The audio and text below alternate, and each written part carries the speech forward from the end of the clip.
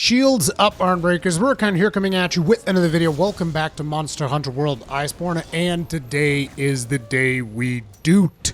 Now, those of you that caught my Thanksgiving special will have probably seen this particular video coming, but for those of you that didn't, let me kind of give you a brief recap of what we did during the Thanksgiving special episode, which was I basically wore nothing but armor that could be crafted from bird wyvern materials, and I crafted a weapon made from bird wyvern materials to kind of like symbolize the turkey of Thanksgiving.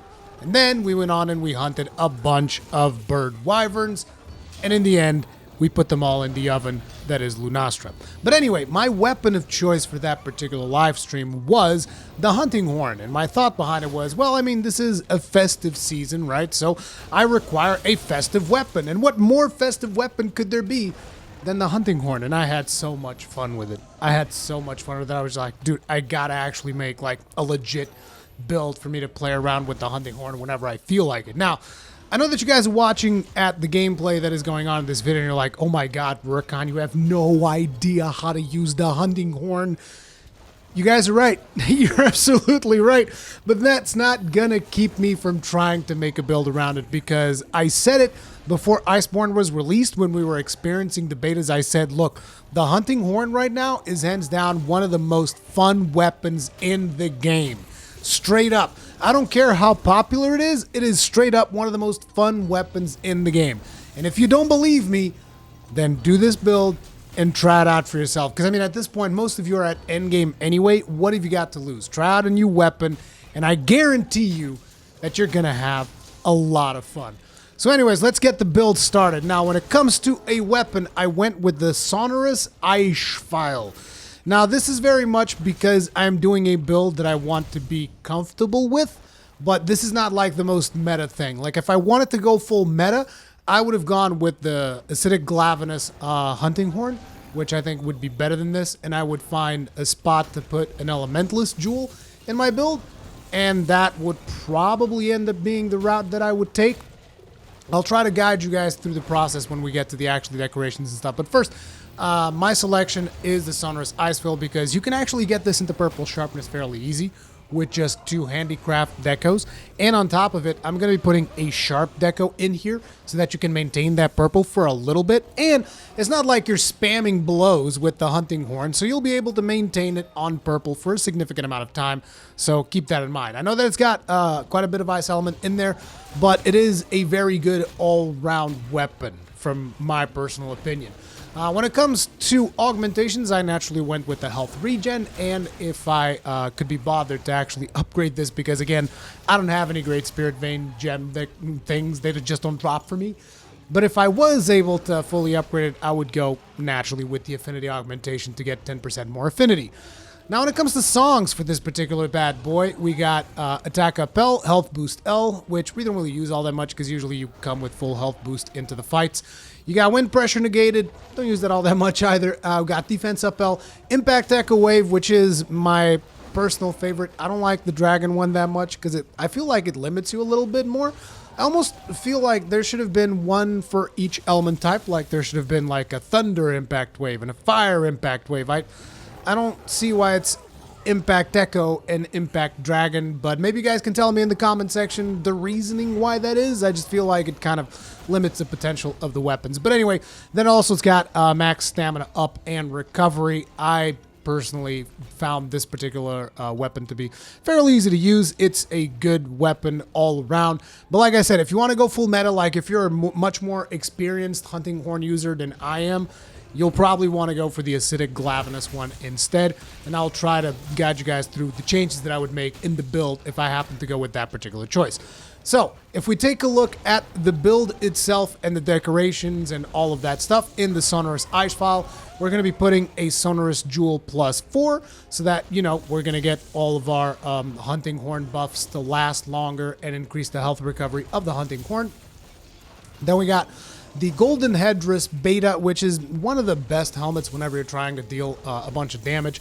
in my opinion, and we're going to socket it with a KO Vitality Deco and an Expert Deco. Now I'm going to go for the Golden Loon Male Beta because, like I said, I'm not particularly good with this weapon, which means I'm going to go ahead and get Divine Blessing level 5 so that I can take a bunch of damage, not have to worry too much about it. And then we got Earplug / Vitality Deco in there. That is because we're going to go full earplugs with this particular build.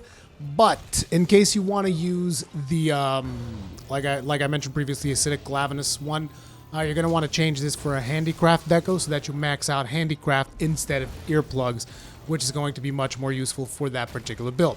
Then we got a Sharp Jewel as well as an Expert Jewel. And then we got the Kaiser Van Bracers Beta, because naturally we want that weakness exploit. It's a very good defensive bracers. And on these we're going to put Handicraft Vitality and Handicraft level 3. Again, if you're going for the Acidic Glavenus one, this is where you want to put your Elementalist decoration, and I guess you get a free slot because you're going to already have maximum handicraft, so you can put something else on there that you happen to want.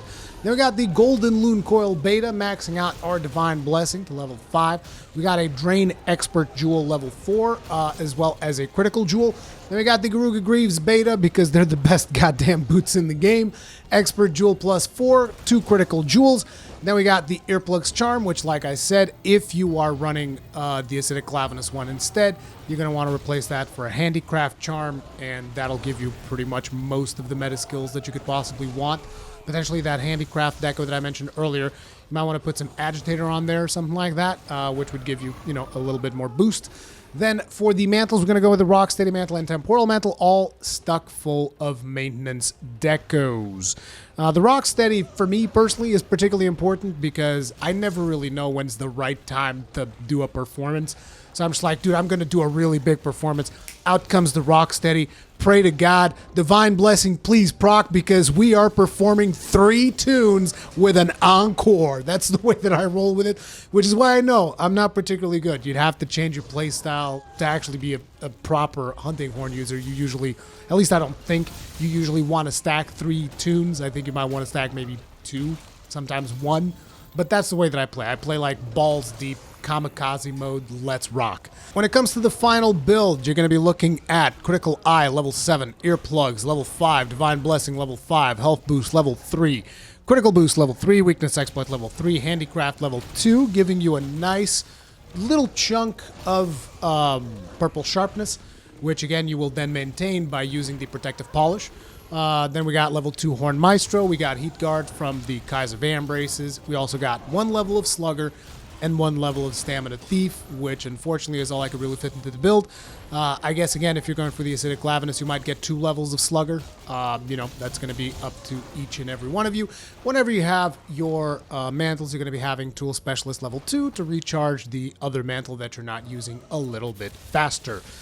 This is the build. This is what I would recommend. And if you're trying out the hunting horn for the first time, let me just tell you, like, one of the things that you definitely want to try out, okay? After you're able to learn how to do your buffs and do your performances and figure out, how I can get my attack up L and do an encore and all of that, when you get all that down, one of the new moves of this weapon is pressing L2 after any melee hit. And that is going to do the little spinny thing, which is, it's just so much fun. If you're able to land this in the head, that's a lot of KO damage that you're doing by just spinning the thing once. So here's what I want you guys to try out if you are using the hunting horn for the first time, okay? So get your buffs. After you get your buffs, go up to the monster, smack him in the face, press L2. Your dude's going to do the spinny thing. After that, press circle, okay? And after that, immediately after that, if you're able to, press the spinny thing again and press circle. And that's going to stack your impact echo wave. Stack that up to 3. After you get 3 of those suckers, smack the monster with a performance, and you're going to get 3 impact echo waves back to back. And at the end of that, you're going to press that R2 button again. You're going to give him an encore, and that's going to stack all 3 of those impact echo waves into one massive impact echo wave. That does a lot of damage, does a lot of KO damage, and it's super satisfying. Like, seriously, guys, just try it out. Trust me. Again, this is one of those weapons that I feel a lot of people are kind of sleeping on, and a lot of people, it's a support weapon, whatever. It's like, I think if more people realized how powerful it is, like, people would really be surprised by the damage potential, by the KO potential, by just the sheer fun potential of the weapon. Just like, seriously, guys, try out the hunting horn. You're not going to regret it. But anyway, thank you all very much for watching. If you guys enjoyed this video, hit it up with a like button. If you guys did not enjoy the video, hit it up with a dislike button. If you guys got some feedback on my build, because like I said, I'm not particularly good with the hunting horn. I'm just trying to come up with something that I can use and that I think it's fun, because it's not a weapon that I tend to use very often, but it's definitely a weapon that I think is tremendously fun. So just let me know in the comment section what you would do different, all of that good stuff. If you usually enjoy my content, subscribe, hit the bell notification icon, the usual YouTube things. Stay strong, may your shields never break, and I'll see you guys in the next one. Peace out, team.